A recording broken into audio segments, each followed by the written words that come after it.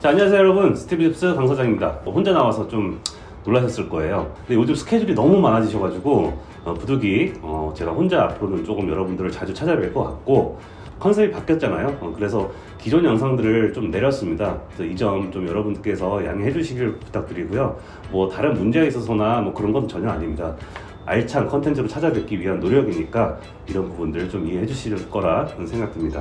자, 이제 혼자서 제가 여러분들에게 조금 더 디자인적으로 인테리어에 관해서 더 찾아뵐 거예요. 오늘은 첫 번째로 우리 집이 왜 답답해 보이는지 가장 큰 이유 중에 하나가 바로 낮은 층고 때문입니다.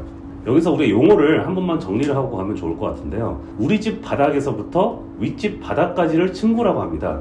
그런데 집에서는 우리가 천장이 마감이 되어 있지 않습니까? 이렇게 마감된 천장까지는 우리가 천장고 또는 반자 높이라고 표현을 합니다. 층고 자체가 낮으니 천장고도 낮을 수밖에 없어요. 자, 우리나라의 평균 층고가 2300mm입니다. 자, 유독 우리나라의 천장고가 좀 낮죠. 옆 나라 일본만 봐도 천장고가 2400mm입니다. 미국은 2700mm고 유럽은 심지어 3000mm의 평균 천장고를 보이고 있습니다. 과거 우리 건설사들이 주거의 안락함보다는 시공비와 효율성에 좀 더 초점을 맞췄다라고 볼 수 있을 것 같습니다. 또 같은 평수라고 해도 층고가 더 높다고 해서 돈을 더 받을 수 있는 것도 아닙니다. 따라서 이런 제도적인 문제도 있다고 볼 수 있을 것 같습니다. 물리적인 우리 집의 층고를 높일 수는 없으니 디자인적인 접근이 매우 필요합니다. 바로 비례를 이용하는 건데요. 자, 낮은 가구를 좀 적극적으로 활용해야 됩니다. 상대적으로 높은 가구보다 낮은 가구가 훨씬 더 비례적으로 안정감을 주고 시각적으로도 더 시원하기 때문에 높은 가구는 지향하시고요. 펜던트 또한 사용 안 하시는 것을 추천드립니다. 우리나라 2.3m짜리 천장에서 펜던트가 떨어진다면 좀 너무 답답함을 주는 요소이기도 합니다. 따라서 대형 평수나 아니면 천장고가 일반적인 가정보다 훨씬 높다, 이런 경우가 아니라면은 일반적인 아파트 상황에서는 펜던트를 가급적 지양해주세요. 자, 펜던트 사용 대신에 매립 조명을 활용하는데 좀 너무 심심하다, 이럴 경우에는 매립 조명 중에서도 살짝 튀어나오면서 조형감을 줄 수 있는 어떤 모양을 줄 수 있는 제품들도 많이 있으니까 이런 제품들 검색하셔가지고 적용해 보시는 걸 추천드립니다. 근데 낮은 천장고에서는 가급적 큰 그림을 좀 피하시는 게 좋습니다. 이 전체 천장고의 비례감이 많이 깨지기 때문인데요. 큰 그림보다는 좀 작은 그림 거시는 걸 추천드리겠습니다. 상대적으로 큰 그림보다 작은 그림을 걸었을 때 벽면에 여유나 빈 공간이 많이 있기 때문에 이런 요소들이 좀 답답함을 해소해 주기 때문입니다.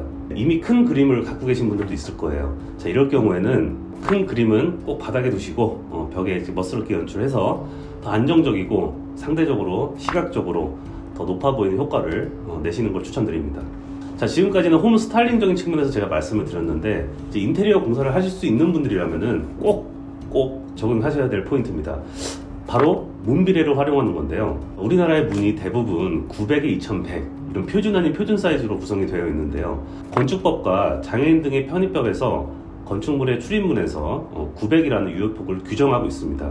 왜 집에서까지 이 900mm라는 폭을 이용해야 되는지 사실 이해할 수가 없는 포인트입니다. 물론 예전에는 우리 가전제품들이나 아니면 피아노 같이 부피가 큰 제품들이 집에 많이 있었어요. 근데 요즘은 가전제품들이 커봤자 750mm를 넘기는 게 거의 없습니다. 따라서 900mm라는 문폭을 굳이 고집할 필요가 없습니다. 문폭을 900mm가 아니라 800mm, 즉 100mm만 줄여도 훨씬 더 길어 보이는 시각적 효과를 나타낼 겁니다. 이런 방문들이 30평대 아파트 기준으로 한 5개는 거실에 접해 있어요. 이런 5개의 큰 요소들이 조금만 더 긴 조형성을 나타낸다면 시각적으로는 훨씬 더 층고가 높아 보이는, 천장고가 더 높아 보이는 그런 효과를 가져올 겁니다. 문을 조금 더 줄일 수 있다면 더 긴 효과를 내겠지만은 실내 건축의 구조, 시공 방법 등에 관한 기준 제8조를 보면 거실의 출입구의 유효 너비는 80cm 이상으로 하라고 나와 있습니다. 물론 2020년 10월 22일부로 시행된 규칙이기 때문에 이전에 지어진 구축들이나 집들에 있어서는 해당 사항이 없습니다. 그래도 규정은 규정이니까요. 문의 폭을 줄였다면은 조금 더 나아가서 시각적으로 천장고가 더 높이게 만들 수 있는 요소들이 더 있습니다. 바로 문 손잡이인데요. 우리가 평균적으로 문 손잡이는 바닥에서부터 90cm에서 1m 사이의 높이에 설치를 많이 합니다. 자, 우리가 문을 900mm에서 800mm로 줄임으로써 훨씬 더 긴 조형감을 잘 연출했습니다. 여기에 더해서 기성의 문손잡이 위치를 900에서 1000인 기성의 문손잡이 위치를 10cm만 낮춘다면은 그 길어 보이는 효과가 배가 될 것입니다. 일반적인 가정에서는 바닥에서부터 콘센트의 높이까지가 한 300에서 350mm, 그리고 스위치까지가 약 1200mm 정도에 설치가 되어 있을 겁니다. 이 높이를 우리가 10cm씩만 낮춰준다면은, 즉 스위치 높이를 한 1000에서 1100 정도, 그리고 콘센트의 높이를 약 한 200mm 정도에 설치를 해준다면 상대적으로 위에 빈 공간이 더 많아지기 때문에 이 또한 시각적으로 더 높아 보이는 효과를 줄 것이고, 이게 바로 조형성을 이용해서 천장고를 높이게 만드는 방법입니다. 자, 이렇게 우리가 인테리어를 할 때 디자인을 통해서 문제점을 극복할 수 있는 부분들이 많이 있습니다.